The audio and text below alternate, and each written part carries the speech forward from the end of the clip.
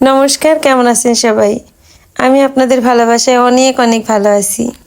আপনারা হয়তো মনে মনে ভাববেন অর্পিদির পূজার ব্লগ শেষই হচ্ছে না, কি করব বলেন। সমস্ত মুহূর্তগুলো আমি ক্যামেরাবন্দি করে রেখেছি যে আপনাদের সাথে শেয়ার করব বলে। আজকেই আমার পূজার ব্লগের শেষ ভিডিও এইটা। তো পূজা শেষ হবার পরে সবার খাওয়া দাওয়া শুরু। এখানে ছিল আমার বড় ছেলের সব বন্ধুরা। ওরা আর বাদ যাবে কেন, আমি ওদেরকে একটু ক্যামেরা বন্দি করে রেখে দিলাম। আর এইখানে আছে আমাদের বাড়ির 5 নাম্বার জামাই আর ওই যে ছোট জামাই। এই দুই জামাই সন্ধ্যাবেলা আসছে, যখন পূজা চলতেছে তখন। কিন্তু এখন এই যে আমাদের বাড়ির 5 নাম্বার জামাই চলে যাবে, তা নিয়ে যে শেষদের খুব রাগ। আর এখানে আছে আমার বোনের ওই যে দেবর।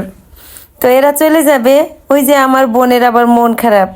এদিকে আবার আমাদের এক ছোট ভাই ছিল পূজায়, তো তাকেও আমি একটু ক্যামেরা বন্দি করে রাখলাম।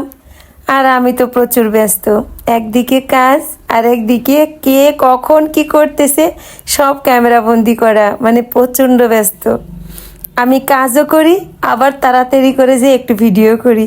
তো পূজা হয়ে যাবার পরে আমি ছিলাম মন্দির পরিষ্কার করার দায়িত্বে।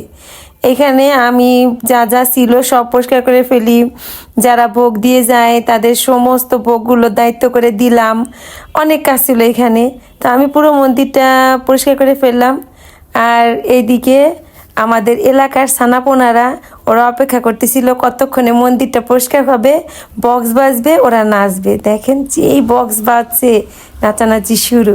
এইদিকে আমার সেজো বোন ঘর ঝাড়ু দিতে ব্যস্ত, আমার মেজো বোন ঠাকুর ঘর পরিষ্কার করতে ব্যস্ত। ঠাকুর ঘরটা বাচ্চারা প্রসাদ প্যাকেট করে একদম নোংরা করে ফেলছিল, তো সে ঠাকুর ঘর পরিষ্কার করে। আর ওই যে আমার ছোট বোন, সে সন্ধ্যা থেকে কিন্তু এইখানেই দায়িত্বে আছে খাবার টেবিলে। আমি আসলাম আবার ওদের সাথে ঘর গোছাতে একটু সাহায্য করতে। তো এক এক বোন এক এক কাজে ব্যস্ত। আবার এইদিকে আমার 5 নাম্বার বোনটা দেখেন মনটা ভালো নাই, কারণ তার অর্চির বাবা এখন চলে যাবে। সন্ধ্যাবেলা আসছে পূজার দিন, এখন চলে যাবে, তাই আমার বোনের মন খারাপ। এই যে তার অর্চির বাবা। আর এইদিকে আমার বাবা পুরো কলপাটটা পরিষ্কার করে ফেলছে, অনেক ব্যস্ত সে। আর এইদিকে দেখেন আমার বাবার দুই বেআইনের অবস্থা। আমার মেজো বোনের শাশুড়ি আর আমার 5 নাম্বার বোনের শাশুড়ি, দুই বান্ধবী একসাথে বসে খাওয়া দাওয়া করতে ব্যস্ত। আমি তাড়াতাড়ি করে তাদের এত সুন্দর মুহূর্তটা ক্যামেরা বন্দি করে রাখি। আর এদিকে এই যে দেখেন আমার সেজো বোন কিন্তু অনেক কাজ করতেছে, হ্যাঁ ঘর ঝাড়ু দিচ্ছে, অনেক কাজ করছে। আর এই যে আমার 4 নাম্বার বোন, সে কিন্তু সন্ধ্যা থেকে এখানে দাঁড়িয়ে দাঁড়িয়ে অনেক মানুষকে খেতে দিয়েছে, অনেক কাজ করছে। আর আমার পিসিমা ঘুরে ঘুরে সব দেখতে ব্যস্ত ছিল। তো এক একজন এক এক কাজে ব্যস্ত, মা মাসিরা। আর এই যে আমাদের মেয়েটা দেখেন কত ব্যস্ত খেলনা নিয়ে। আর এই যে উনি অর্চির বাবা চলে যাচ্ছে, যার কারণে তার মন খারাপ। শুধু তার না, আমাদের সবারই মন খারাপ ছিল। বললাম কেন যাবা ভাই, ওই যে তার শাশুড়িরও মন খারাপ, কিন্তু কি করার, তার সকালবেলা অফিস আছে পরদিন। আমাদের কারো কথাই সে রাখলো না। এই যে আমাদের বাড়ির সেজো জামাই, সেও চলে আসছে রাস্তায়, কেন তার ভাইরা চলে যাচ্ছে। আশা ছিল সব ভাইরারা মিলে একসাথে রাতের বেলা শ্বশুর বাড়িতে থাকবে, গল্প গুজব হবে, আনন্দ হবে। কিন্তু ওই যে আমাদের বাড়ির 5 নাম্বার জামাইটা চলে গেল সবার মন খারাপ করে দিয়ে। সবাই যখন আসে কত ভালো লাগে, কিন্তু সবাই যখন চলে যায় কত মনটা খারাপ লাগে। তো আমরা সবাই মিলে মনের মধ্যে অনেক কষ্ট নিয়ে, মুখে হাসি নিয়ে আমাদের বাড়ির 5 নাম্বার জামাইকে বাই বাই করতে বাইরে আসলাম।